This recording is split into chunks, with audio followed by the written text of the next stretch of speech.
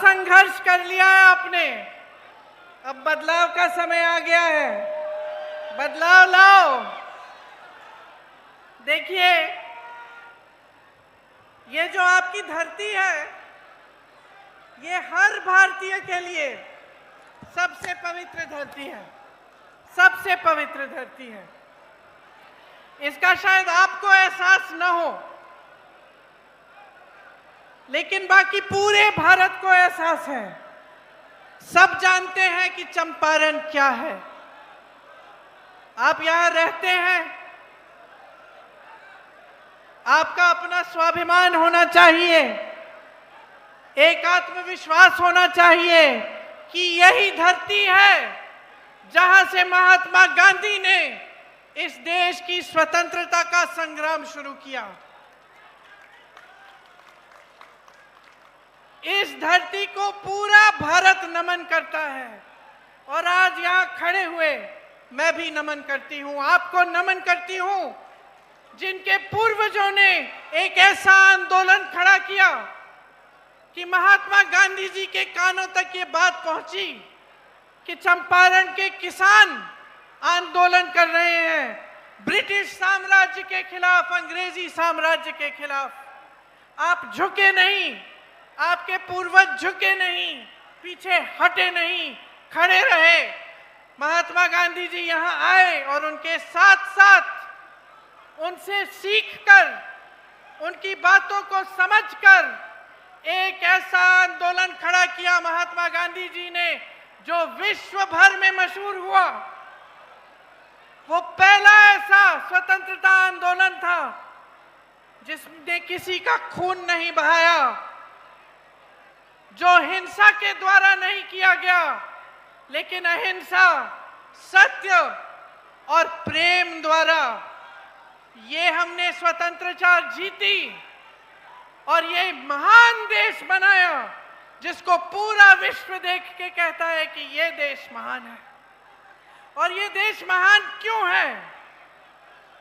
इसके लिए बहुत सारी अलग अलग वजह हैं, लेकिन मुख्य वजह ये है कि इस देश की स्वतंत्रता से लेकर अब तक इस देश के एक एक वासी को, चाहे वो दलित हो, चाहे वो अति पिछड़ा हो, चाहे वो महिला हो, चाहे वो गरीब हो, चाहे वो अमीर हो, चाहे वो प्रधानमंत्री हो, चाहे सड़क पे कुछ बेचता हो, चाहे वो मोची हो, चाहे वो माली हो, सबको एक अधिकार मिला और वो अधिकार था अपनी सरकार को चुनने का अधिकार, अपने वोट का अधिकार।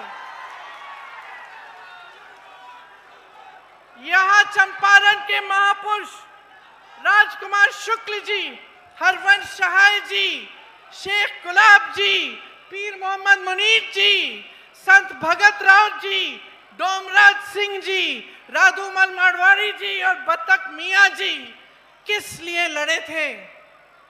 किस लिए लड़े थे? सत्ता में आने के लिए लड़े थे। मोदी जी और अमित शाह जी जैसे गद्दी पे बैठने के लिए लड़े थे। आपकी स्वतंत्रता के लिए लड़े थे, आपकी इस धरती के लिए लड़े थे, आपके उस महान संविधान को बनाने के लिए लड़े थे जिससे आपको वोट मिला, जिससे आपको अधिकार मिले, शिक्षा के जो अधिकार मिलते हैं आपको, जो रोजगार के अधिकार मिलते हैं, विकास का जो अधिकार है, वो सब आपको ये संविधान देता है। और इस संविधान के लिए ये लोग लड़े, मरे, शहीद हुए, इनका खून इस जमीन में मिला। इसीलिए आज जब हम इस मंच पे खड़े होते हैं और जब आप यहां आते हैं हमारी बातों को सुनने के लिए, आपको पूरा एहसास होना चाहिए कि चंपारण ने इस देश को क्या दिया है, कि इस देश की स्वतंत्रता कितनी महत्वपूर्ण है, इस देश का संविधान कितनी बड़ी चीज है जिसे हमें हिफाजत से रखना पड़ेगा, जिसकी सुरक्षा हम सबके हाथों में है। देखिए, इतनी बड़ी लड़ाई लड़ी गई, ये आपके अधिकारों की लड़ाई थी। और उसके बाद ये लोग कहते हैं ना, भाजपा के नेता, कि 70 सालों में क्या हुआ। कहते हैं ना कि कांग्रेस ने 70 सालों में क्या किया, इन अधिकारों को मजबूत बनाया। मैं जवाब देती हूं कि कांग्रेस ने इन अधिकारों को मजबूत बनाया, आपके वोट को मजबूत किया, आपकी शक्ति को मजबूत किया। बड़े बड़े उद्योग बनाए, शिक्षा के संस्थान बनाए। जब कांग्रेस का राज था बिहार में तो कितने बड़े बड़े संस्थान बने, कितने बड़े बांध बने, कितनी सड़कें बनी। ये समाज एक शिक्षित समाज था। आईएएस, आईएफएस में यहां से सब लोग जाते थे। आज क्या परिस्थितियां हैं? आज परिस्थितियां ये हैं कि यहां रोजगार नहीं मिलता। भाइयों और बहनों, मैं देश भर में घूमती हूं। हिमाचल प्रदेश में मेरा घर बन रहा था, मजदूर कहां के थे? मजदूर कहां के थे बताओ? दिल्ली में जितनी भी इमारतें बनती हैं, मजदूर कहां के हैं? साउथ में मैं केरल से आई हूं। केरल में मैं सड़क पे चल रही थी, मैं रुकी, मैंने कहा तुम खोद रहे हो? कोई आदमी एक मजदूर खोद रहा था सड़क को। मैंने कहा भाई कहां के हो? कहां का था बताओ? सारी की सारी जनता पलायन करके बाहर जा रही है। यहां एक रोजगार नहीं छोड़ा, एक रोजगार नहीं छोड़ा आपके लिए। अभी मैं महिलाओं से मिलके आई हूं, बताती है कि सब तो पलायन करके चले गए, हम यहां अकेले संभाल रहे हैं अपने घरों को। हम कमाते भी नहीं हैं। आशा वाली महिलाएं थी, आंगनवाड़ी की महिलाएं थी, जीविका की महिलाएं थी, कहती हैं दीदी हम कमा ही नहीं सकते, हम 8 से 10 घंटे काम करते हैं। कोई रात को फोन आया कि डिलीवरी है, हमें जाना पड़ता है। कोविड कोरोना के समय हमने सारा काम किया, अपनी जान को हथेली में रख के काम किया, लेकिन हमारी कोई सुनवाई नहीं है, हमारा कोई सम्मान नहीं है, हमारा कोई अधिकार नहीं है आज के बिहार में। तो मैं आपसे पूछना चाहती हूं कि आज का बिहार, यहां पे किसका राज है 20 सालों से? बताइए किसका राज है? वोट चोरों का। मैं तो कहने वाली थी भाजपा नीतीश जी का है, आप कह रहे हैं वोट चोरों का है। आपने मामला पकड़ लिया। मामले की निचोड़ समझ गए हैं आप। देखिए पहले, अब आप समझिए इसमें आपका दोष क्या है। आपसे भी शिकायत है। ये ऐसे 20 सालों से राज नहीं किया इन्होंने। देखिए शुरू में जब चुनाव लड़ने के लिए आते थे भाजपा के नेता, ये सब, तो क्या कहते थे? धर्म की बात करते थे कि नहीं? धर्म की बात करते थे। धर्म के आधार पर लोगों को बांटो, धर्म के आधार पे हमें वोट मिल जाएगा। मैं घूमती थी गांव में, लोग बताते थे कि दीदी देखो धर्म के नाम पे तो हम वोट डाल देंगे, अब हमारे पास नल का नहीं है, पानी नहीं है, बिजली नहीं है, सड़क नहीं है, कोई बात नहीं, हम धर्म के नाम पे मारेंगे, वोट डालेंगे, क्योंकि भाजपा वाले आए हमारे घर, हमसे शपथ खिलवा लिया भगवान के नाम से। ये स्थिति थी। अब ये स्थिति चली एक आध चुनाव के लिए। पिछले चुनाव में इनको पता चला कि अब चल नहीं रहा है, कि हम जब धर्म की बातों पर लोगों को बांटने की कोशिश कर रहे हैं, वोट खींचने की कोशिश कर रहे हैं, तो लोग जवाब दे रहे हैं कि भाई हमारे नलके लगवाओ, हमें रोजगार दो, हमें शिक्षा दो, संस्थान बनाओ शिक्षा के, उद्योग लगाओ यहां, तब वोट मिलेगा। तो पहले तो धर्म की बात चलती थी, वो नहीं चली। उसके बाद और नई नई बातें निकाली उन्होंने। कभी घुसपैठियों की बात करते हैं, कभी आतंकवाद की बात करते हैं, कभी कोई और बात कभी जाति की बात करते हैं, कुछ ना कुछ उठा लेते हैं चुनाव के समय। अब जब सब चलना बंद हो गया, क्योंकि काम तो कुछ किया नहीं, बड़े बड़े भाषण दिए, मोदी जी आए, पप्पू जी ने कहा मोतिहारी का चीनी का मिल खुलेगा, मैं चाय पीऊंगा। अरे 11 साल बीत गए, एक कप चाय पी भी नहीं और पिलाने भी नहीं दी किसी को, है कि नहीं? तो अब वो सब नहीं चल रहा है, खोखले भाषण नहीं चल रहे हैं, धर्म की बातें नहीं चल रही हैं, लोगों में फूट फैलाना नहीं चल रहा है। अब क्या करें? वोट चोरी करते हैं और उसके लिए इतना बड़ा इंतजाम बना रखा है। राहुल भैया जब भी मंच पे चढ़ते हैं वो बताते हैं कि कितना बड़ा इंतजाम किया, SIR, वोट चोरी, सब कुछ, ताकि ये सत्ता में रहे। एक ही मकसद है, हमें किसी ना किसी तरह सत्ता में रहना है, बस, और कोई मकसद है ही नहीं। और शिकायत आपसे ये है कि जब ये पूरा सिलसिला चल रहा था और आप धर्म के आधार पर, इस आधार पर, उस आधार पर अपना वोट दे रहे थे, तो आपने आदत बिगाड़ दी, नेता की आदत एकदम बिगाड़ दी। समझ रहे हैं आप? अब आज मैं नेता हूं, अगर मुझे मालूम होता कि भाई मुझे काम करने की जरूरत नहीं है, मुझे कोई उद्योग नहीं लगाना, मुझे कोई नौकरी नहीं दिलवानी, कोई रोजगार नहीं दिलवाना, कुछ करने की जरूरत नहीं है, मैं चुनाव के समय धर्म का नाम लूंगी, मुझे वोट मिल जाएंगे, तो क्या मैं काम करती? अरे बच्चा नहीं करता है, घर में बच्चा होता है, उसको कहते हो बेटा ये कर लो। अगर उसको पता चल गया कि बगैर कुछ किए कुछ इनाम मिलने वाला है तो नहीं करेगा। अगर आप अपने बच्चों को, बेटों को घर पे बिठाओगे, खाना खिलाओगे, उनकी देखभाल करोगे और उनको कभी बड़े हो गए उनको रोजगार नहीं करना, तो नहीं करेगा, बैठा रहेगा घर पे। उसके मन में ये बात थोड़ी आएगी कि मुझे भी अपने माता पिता के लिए कुछ करना है। उसकी तो ऐशो आराम। और यही आपने नेताओं के साथ कर दिया, भाजपा के नेताओं के साथ।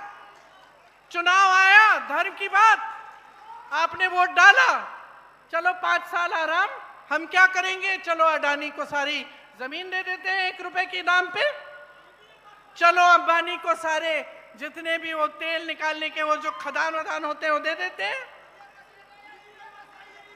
देखिए, इस देश के आप आंखें मूंद के बैठ गए, आपने धर्म के आधार पर अपना वोट दे दिया और इन्होंने क्या किया, इस देश को बेच डाला, इस देश को अपने बड़े बड़े दोस्तों को दे दिया। वो संपत्ति आपकी थी, वो महात्मा गांधी जी की शहादत, आपकी स्वतंत्रता, आपकी संपत्ति को बनाने के लिए थी, और सारी संपत्ति अपने दोस्तों को दे दी। हाँ, अडानी और अंबानी को। देश के खदान, देश के हवाई अड्डे, देश के बड़े बड़े उद्योग, आप नाम लीजिए, या तो अडानी का है या अंबानी का है। किसके दोस्त हैं? किसके दोस्त हैं?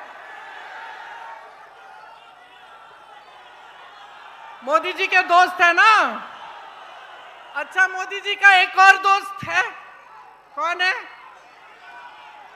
जिसने आपके मखानों पे टैक्स लगाई है, वो मोदी जी के दूसरे दोस्त ट्रंप जी हैं, अमेरिका के राष्ट्रपति।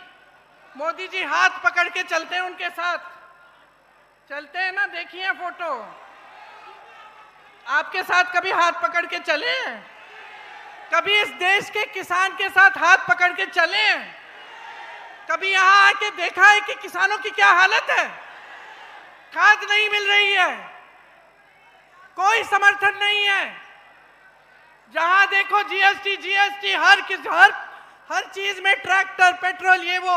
अब चुनाव आ रहा है, कम कर दिया। आज यहां का किसान, मैं कह सकती हूं, उसी परिस्थिति में है जिस परिस्थिति में महात्मा गांधी यहां पे आंदोलन करने आए थे।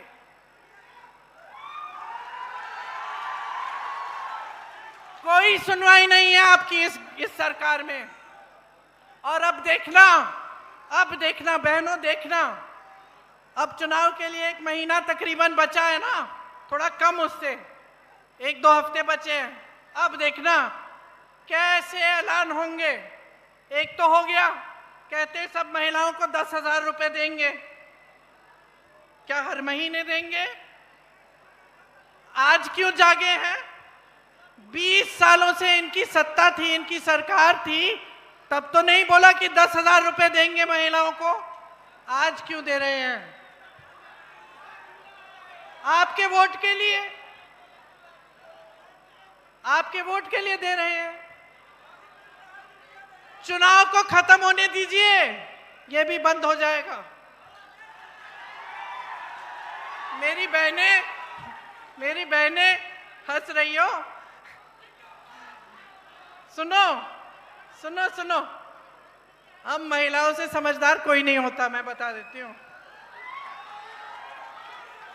इसीलिए एक काम करो, ले लो। 10,000 रुपए दे रहे हैं, ले लो, लेकिन वोट तुम अपने देश के लिए डालो। वोट तुम इस धरती के लिए डालो। वोट तुम अपने भविष्य के लिए डालो, अपने बच्चों के भविष्य के लिए डालो। इनकी बातों में मत पड़ो, बहुत हो गया है बहनों, बहुत हो गया है। आप संघर्ष कर रही हो, आपको कुछ नहीं दिया जाता।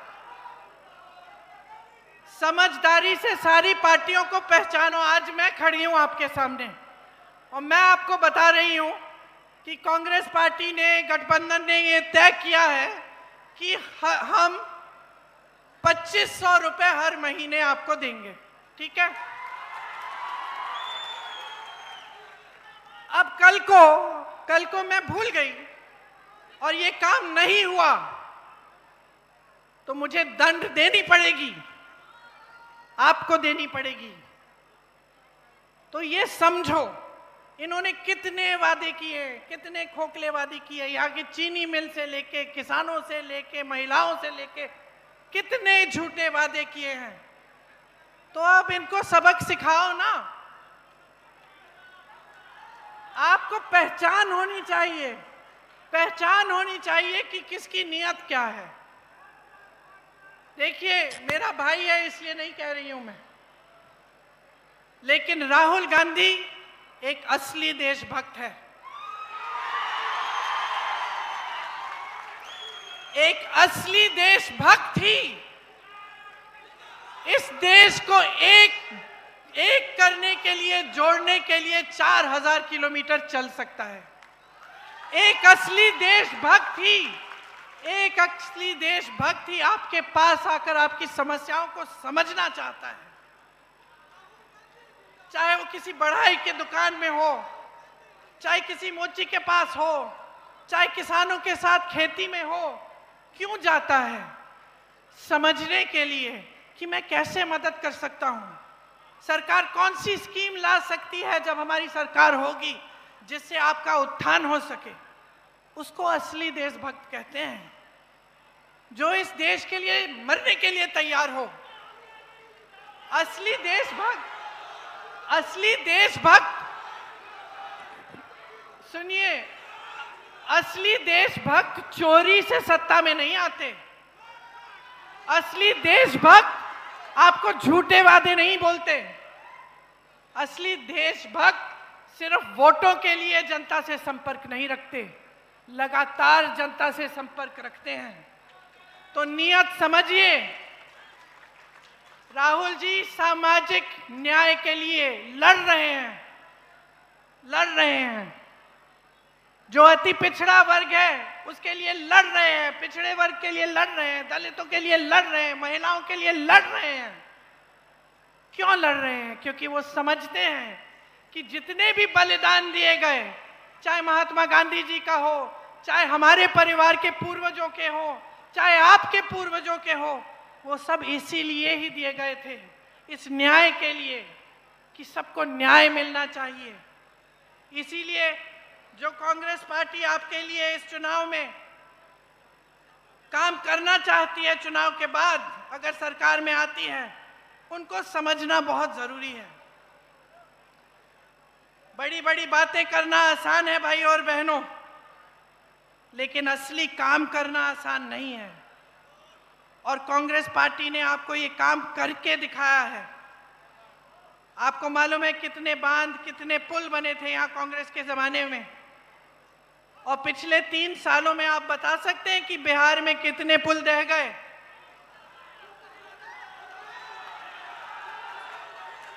27 पुल रह गए हैं 3 सालों में। मोदी जी आते हैं आपके सामने और बड़ा सा विकास का पैकेज खोलते हैं। अरे भाई, तुमसे एक पुल नहीं बन रहा है। विकास पुरुष नाम कैसे हो गया आपका? एक पुल नहीं बन रहा है, एक पुल खड़ा नहीं कर पा रहे हैं आप। अनावरण से पहले ही दह जाते हैं। तो समझिए काम करने वाला, विकास करने वाला कौन है और बड़ी बड़ी बातें करने वाला कौन है। 70,000 करोड़ रुपए आपके गायब हुए बिहार में। सीएजी की रिपोर्ट आई, क्या था? कहां से आए वो पैसे? क्या थे वो? आपकी स्कीमों के पैसे थे। दलितों, पिछड़ों, अति पिछड़ों शिक्षा के लिए स्वास्थ्य, शिक्षा की स्कीमें थी जो उन 70,000 करोड़ रुपए से की जानी थी। वो पैसे आप तक पहुंचे ही नहीं। 10 सालों में इन्होंने कुछ नहीं किया है, सिर्फ खोखली बातें की हैं। और आज आप इस परिस्थिति में हैं कि आपको यहाँ रोजगार नहीं मिलता, आपकी शिक्षा के संस्थान नहीं हैं, आपके लिए मौके नहीं हैं। यहाँ की महिलाएं दिन रात काम कर रही हैं, लेकिन फिर भी कमा नहीं पा रही हैं। कांग्रेस ने खाद्य सुरक्षा का कानून लाए, कांग्रेस लाई, शिक्षा का अधिकार लाई, रोजगार का अधिकार लाई, जिससे आपको मनरेगा मिला। देश के कोने कोने में गरीब लोग मनरेगा से कमा सकते हैं। मनरेगा में इन्होंने कम पैसे डाले, ये सारी स्कीमें इन्होंने कम कर डाली, और फिर भी यहाँ आकर आपके सामने एहसान लाते हैं जैसे आपके लिए बहुत बड़े बड़े काम कर लिए इन्होंने। कुछ नहीं किया। और काम करना नेता का फर्ज होता है। नेता से काम निकालना आपका अधिकार होता है, समझे आप? मुफ्त में मत बनाओ नेता। आज जितनी बेरोजगारी बिहार में है, कभी नहीं हुई इतनी। सबसे ज्यादा बेरोजगारी यहां है। यहां से सबसे नौजवान जनता यहीं की है, और फिर भी आप अपने बच्चों का भविष्य यहां बिहार में नहीं बना सकते। जितनी नौकरियां थी सब ठेके पे हो गई हैं। जितने बड़े बड़े सरकारी उद्योग थे, अब वो भी ठेके पे नौकरियां करवा रहे हैं, रोजगार दिलवा रहे हैं। कोई पक्का रोजगार नहीं मिलता। आपकी शिक्षा का सिस्टम बर्बाद हो गया है। पेपर लीक पे पेपर लीक हो रहा है, और कोई समाधान ही नहीं है। हमारा गठबंधन कह रहा है कि हम जॉब कैलेंडर लाएंगे, उस पे पहले से पता चलेगा कि इम्तिहान कब होगा, रिजल्ट कब आएगा और नियुक्तियां कब होंगी, और उससे कोई इधर उधर हुआ तो उस पे सख्त दंड डाला जाएगा। आपको पेपर लीक से मुक्ति देना चाहते हैं हम। जो जितने भी खाली रोजगार हैं, खाली पद हैं सरकार में, जो अभी इतने सालों से खाली पड़े हुए हैं, उनको भरना चाहते हैं हम। आपके भविष्य को यहीं पे बिहार में उज्जवल बनाना चाहते हैं हम। तो आप देखिए, मैं ये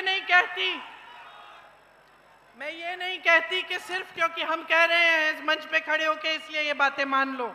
अपने आसपास देखो, अलग अलग प्रदेशों में देखो, कांग्रेस ने ये चीजें लागू की हैं, और देखो कि किस तरह से कांग्रेस की सरकारें काम कर रही हैं। और समझो कि बिहार में भी यही हो सकता था अगर आप सही सरकार चुनते। महागठबंधन के वादे हर एक अधिकार को मजबूत करना चाहते हैं। कमाई का अधिकार, गरीब परिवारों को उद्योग के लिए 2 लाख तक की सहायता देना चाहते हैं हम। हमारे हाथ मजबूत करो। विधवा, दिव्यांगजन, वृद्ध पेंशन 1500 रुपए प्रति माह और हर वर्ष 200 रुपए की बढ़ोतरी। इसमें भूमिहीन परिवारों के लिए मकान हेतु 3 से 5 डिसमिल जमीन देना चाहते हैं और उस जमीन का मालिकाना हक अपनी बहनों को देना चाहते हैं। हम हर विधानसभा में स्थानीय रोजगार को बढ़ावा देने के लिए 10 करोड़ का बिहार बनाओ स्टाइपेंड फंड देंगे। हम न्यूनतम समर्थन मूल्य की गारंटी देते हैं और एपीएमसी के तहत मंडियों की व्यवस्था लागू करेंगे। लाखों सरकारी पदों पर नियुक्तियां बिहार वासियों को नियुक्तियां हैं, उनमें बिहार वासियों के लिए हम विशेष आरक्षण रखेंगे। मनरेगा में 300 रुपए प्रतिदिन मजदूरी और काम के दिन 2 गुने मजदूरी। 200 यूनिट बिजली हम मुफ्त में देना चाहते हैं, फ्री बिजली मिलेगी आपको।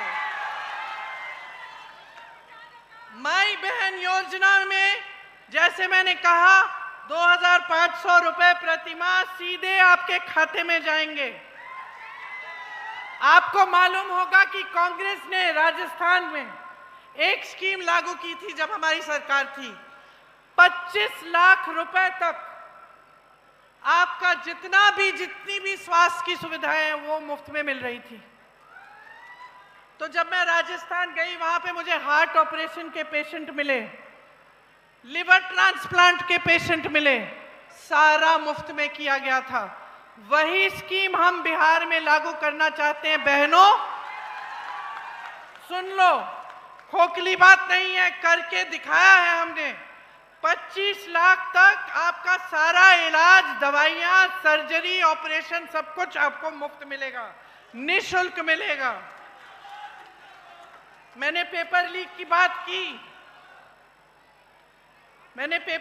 बात की। इसके बजाय जो आवासीय अंग्रेजी मॉडल के विद्यालय हैं वो हम लगाना चाहते हैं आपके बच्चों के लिए। 3 साल की जो डिग्री है हम चाहते हैं कि उस डिग्री को आप 3 साल में खत्म करो। ये नहीं कि 5-6 साल आप कर रहे हो और खत्म नहीं हो रही है। आपको मालूम है यूपी में भी इनकी सरकार है। यूपी में मैं ऐसे बच्चों से शादी नहीं हो पा रही थी उनकी, 26-27 साल के हो गए हैं। एग्जाम दे दिया है, पेपर दे दिया है, नियुक्ति नाम भी निकल गया लिस्ट में, नियुक्ति नहीं हुई और बेचारे ठहरे हैं कि नियुक्ति कब होगी। चलो 6 महीने में हो जाएगी, 1 साल में हो जाएगी, तो फिर दूसरा रोजगार नहीं ले रहे हैं। तो मतलब एकदम जीवन बर्बाद करने की बात कर रखी है इन्होंने। तो आप समझिए कि अब अपने जीवन को बनाने का काम करना है। सामाजिक न्याय के अधिकार की बात की मैंने। इसमें पंचायती राज और नगर निगमों में अति पिछड़े वर्ग के लिए 30% आरक्षण और दलित वर्ग के लिए 20% आरक्षण रखा जाएगा। अति पिछड़ा वर्ग अत्याचार निवारण अधिनियम बनाया जाएगा, जिससे कोई आप पर अत्याचार करे उस पर सख्त दंड लगेगी। निजी शिक्षा के संस्थानों में, मतलब प्राइवेट शिक्षा के संस्थानों में आपके लिए, अति पिछड़े वर्ग के लिए आरक्षण लागू होगा। और जो 50 करोड़ तक जो सरकारी ठेके हैं उनमें 50% आरक्षण अति पिछड़े वर्ग के लिए होंगे। अब देखिए, मैंने बहुत बातें कर ली, लेकिन बात की निचोड़ ये है कि आप अपनी परिस्थितियों को समझो और सोच समझ के अपना वोट डालो। आप जो 20 साल से संघर्ष कर रहे हैं उस संघर्ष को खत्म करने का समय आ गया है, बदलाव का समय आ गया है।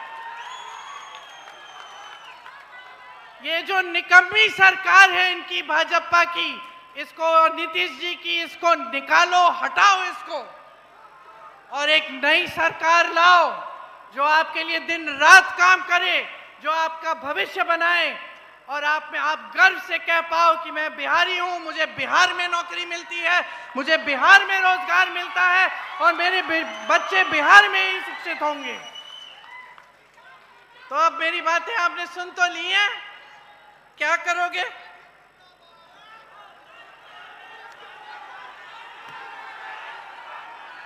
किसको जिताओगे? गठबंधन को जिताओगे? हमारे गठबंधन को जिताओगे? इसमें आपकी ही जीत होगी, आपका ही भविष्य बनेगा। आप सबको बहुत बहुत धन्यवाद। आपने इतनी गर्मी में इतने समय से इंतजार किया, मैं आपकी बहुत बहुत आभारी हूं। जय हिंद।